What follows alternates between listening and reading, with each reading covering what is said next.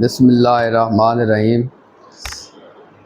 آج 16 اکتوبر 2025 تو 16 اکتوبر 2025 world anaesthesia day کے طور پہ منایا جاتا ہے۔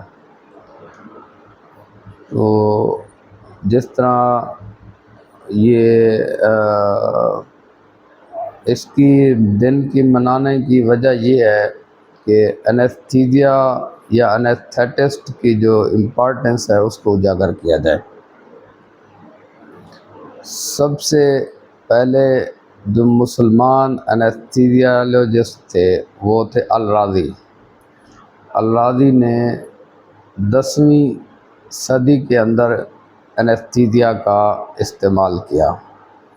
اس کے علاوہ ولیم مارٹن کو فادر آف انستھیزیا کہا جاتا ہے۔ سب سے پہلی خاتون انستھیزیالوجسٹ روپا بائی تھی۔ یہ تو کچھ بیسک انفارمیشن تھی جو انستھیزیا کی ہسٹری کے بارے میں نے بتائی۔ اچھا، ورلڈ انستھیزیا ڈے کو ایتھر ڈے بھی کہتے ہیں۔ ایتھر ڈے میں آپ کو پھر بتاتا ہوں کہ ایتھر ڈے اس کو کیوں کہتے ہیں۔ پہلے میں یہ بتانا چاہوں کہ ہماری میڈیکل فیلڈ کے اندر انستھیزیا کی جو فیلڈ ہے، اگر پاکستان میں میں بات کروں تو اس کو شروع میں جو ہے کافی جو ہے نا ان پاپولر فیلڈ تھی۔ انستھیزیا کی طرف ڈاکٹرز کا رجحان بہت کم تھا۔ اس فیلڈ میں بہت کم لوگ جاتے تھے کیونکہ جو انستھیزیا کا ڈاکٹر ہے اس کا پیشنٹ کے ساتھ پیشنٹ کے اٹینڈنٹ کے ساتھ ڈائریکٹ ایکسپیئر نہیں ہوتا۔ تو اس میں لوگوں کا جو ہماری ڈاکٹر کمیونٹی تھی وہ یہ سمجھتے تھے کہ فیلڈ وہی اچھی ہے جس میں آپ لوگوں کے ساتھ ان کنٹیکٹ ہوں، اپنے پیشنٹ کے ساتھ ان کنٹیکٹ ہوں، کیونکہ جو انستھیزیا کا ڈاکٹر ہے وہ ڈیورنگ سرجری ہی اپنے پیشنٹ کے ساتھ ان کنٹیکٹ ہوتا تھا پہلے۔ لیکن اب کافی ساری چیزیں بہتر ہو گئی ہیں۔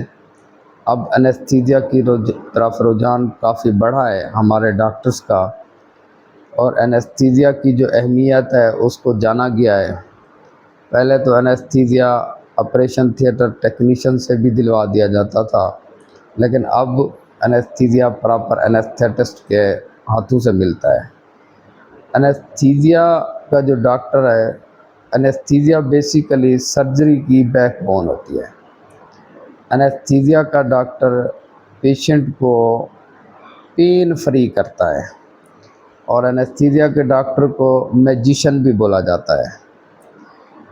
میجیشن اس سینس میں کہ وہ پیشنٹ کو جب بے ہوش کرتا ہے اس کے بعد جب اس کو دوبارہ ہوش میں لاتا ہے تو وہ جو درمیان والا فیز ہے وہ یوں سمجھیں اس کی میموری سے وہ اڑا دیتا ہے۔ تو انستھیزیا کے بغیر تھوڑے لمحے کے لیے آپ امیجن کریں کہ اگر خدا نہ خواستہ انستھیزیا نہ ہوتا تو کیا سرجری کا پین پیشنٹ برداشت کر پاتا؟ بالکل بھی نہیں۔ اور سرجری کے اندر اتنی ایوولوشن ہوتی؟ بالکل نہیں۔ یہ انستھیزیا کی بدولت ہے، انستھیٹسٹ کی بدولت ہے جو کہ پیشنٹ کو پین فری کرتے ہیں۔ تو اب